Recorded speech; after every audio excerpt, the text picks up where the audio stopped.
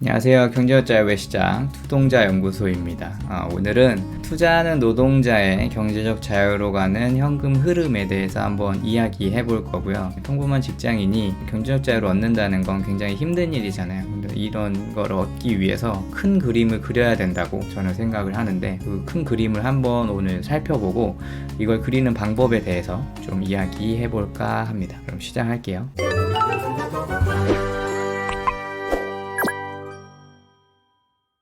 일단 평범한 직장인이니까 주업으로 노동을 하죠. 우리는 회사에 가서 일을 합니다. 일을 하는데 1급을 매일 적립을 하죠. 맨날 가서 일을 하죠. 한 달에 310만원 버는 사람은 매일 10만원씩 적립을 하는 거죠. 그래서 이걸 우린 연봉계약이라고 하는데, 이 연봉계약을 해서 특정한 날이 되면 30일이 지나면은 사장님이 월급을 줘야겠다 라고 생각을 하죠. 그래서 월급을 주는데, 주기 전에 우린 세금을 제외합니다.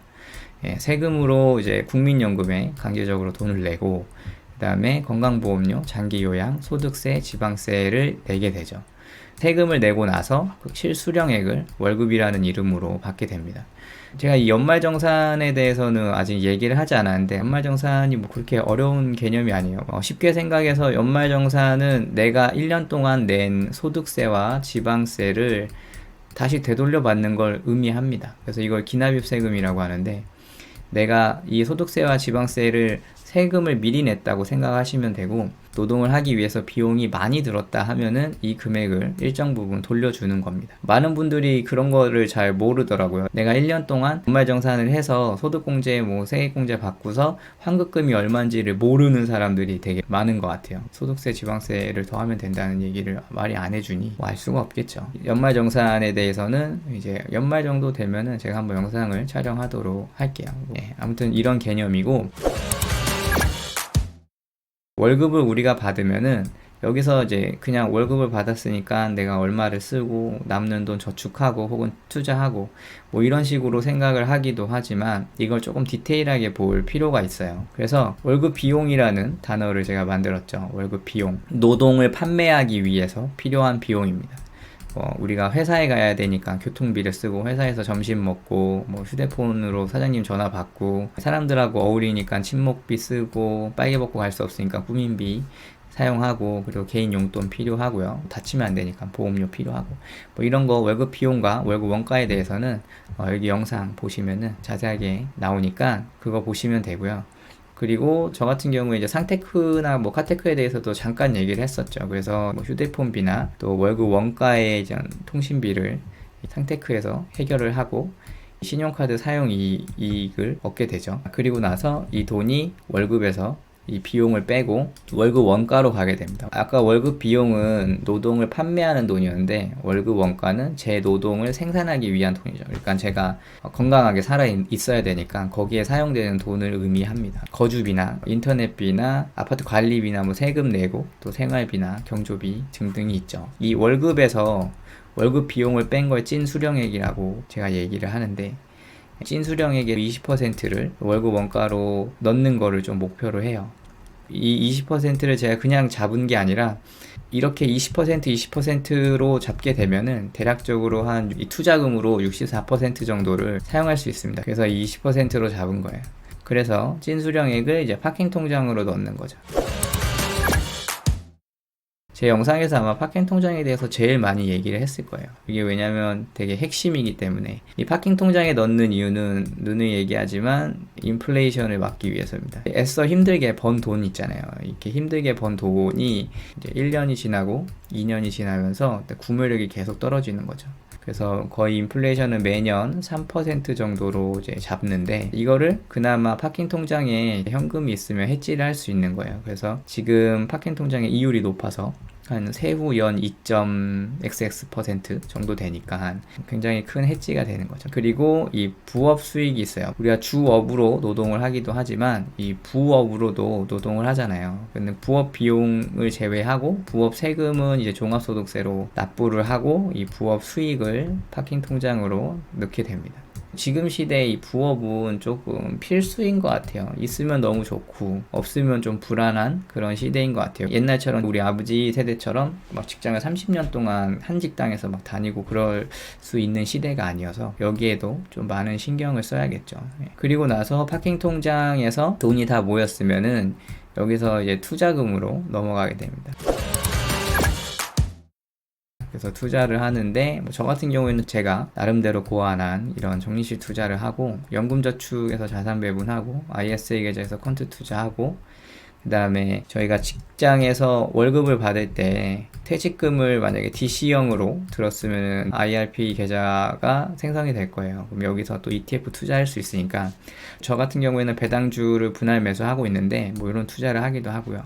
그리고 여기서 모은 돈으로 또 뭐 공모주 투자를 한다든지 뭐 여러 가지 투자를 할 수 있겠죠. 뭐 부동산 갭 투자를 한다든지 뭐 이런 것들을 할 수 있겠죠. 그리고 이 파킹 통장에 있는 모든 돈을 투자로 때려 넣는 게 아니라 항상 현금을 보유합니다. 이 현금을 항상 잘 보유하고 그 다음에 이 파킹 통장에서 투자를 할 때 한 5% 정도는 빼서 저는 비상금으로 갖고 있어요.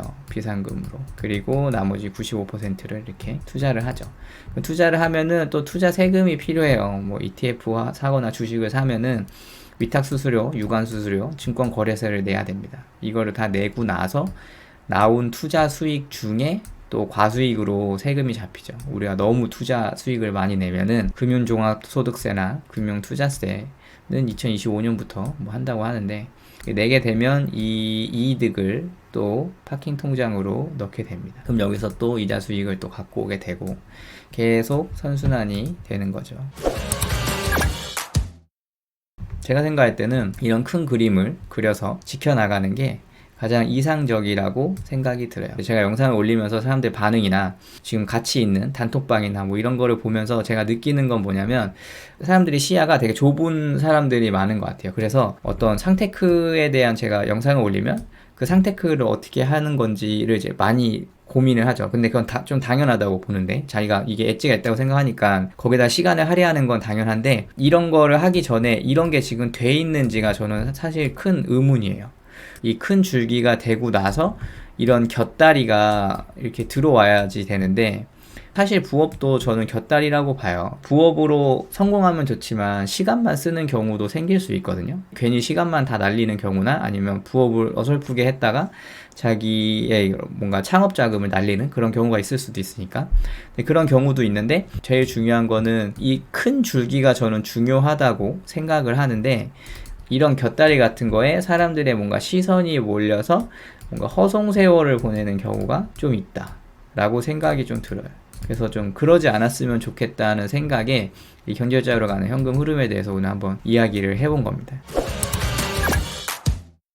제가 가장 이상적이게 생각을 하는 거는 이걸 한번 크게 그려서 지금 내가 어느 부분에서 경색이 있는지 어디가 지금 막혀가지고 이 부분은 지금 원활하게 돌지가 않네? 라고 하는 것을 찾아내는 게 먼저예요. 그거를 찾아내야 돼요.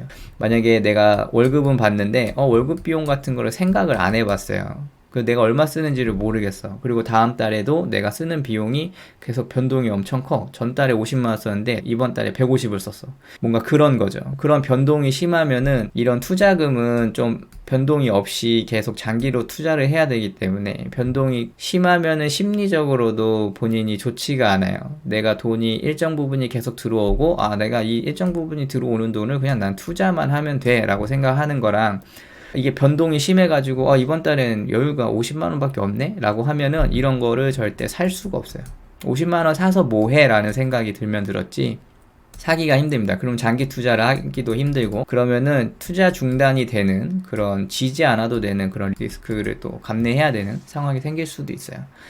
그래서 제가 추천드리는 거는 이런 자기의 현금 흐름을 쭉 한번 이렇게 도표로 한번 그려보시고 이 부분이 경색이 되고 있네. 이런 부분을 빨리 찾아내야 돼요. 이런 부분을 찾아내서 원활히 흐를 수 있게. 그래서 제일 중요한 부분인 파킹 통장을 제가 제일 먼저 얘기했던 거고 그 다음에 월급 비용이라든지 월급 원가에 대해서 얘기를 했었고 실수령액은 이렇다. 찐수령액은 이렇다. 그래서 미래 현금 흐름 계산기라는 것도 막 보여드렸고 그 다음에 이제 아직 투자에 대해서는 정확하게 얘기를 하지 않은 상태죠. 이런 부분이 아직 파악이 잘 안 되는 분도 많으니까요. 우리는 이런 부분을 좀 크게 봐서 전체적으로 원활하게 흐를 수 있는 그런 환경을 만들어야 됩니다. 제가 이런 거 얘기할 때 가장 많이 하는 말이 나 자신이 회사라는, 왜냐면 회사가 자금 운용을 가장 잘하는 집단이니까 내가 곧 회사라는 생각으로 이런 흐름을 장악을 해야 됩니다.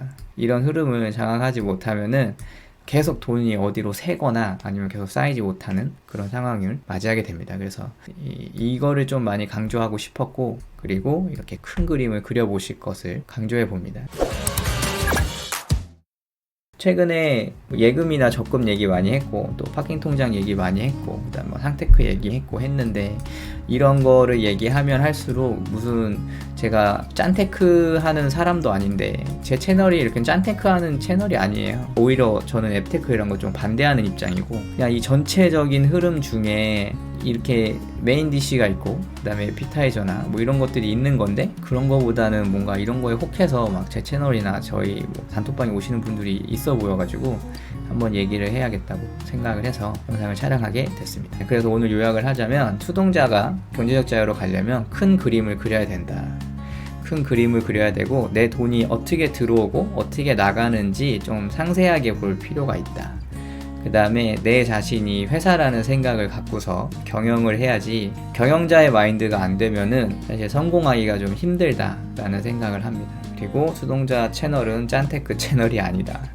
짠테크 채널 아니니까 그걸 원하시는 분은 그런 채널을 찾아가시고, 저는 이런 큰 그림을 원활하게 운영할 수 있는 사람들을 양성해서 평범한 직장인도 경제적 자유를 얻을 수 있게끔 그런 정보를 서로 교류하고 싶은 그런 사람이니까 그렇게 알아봐 주시면 감사하겠습니다. 오늘 영상 뭐 여기까지 하겠습니다. 영상이 도움이 되셨다면 좋아요, 구독하기, 알림 설정 부탁드리겠습니다. 감사합니다.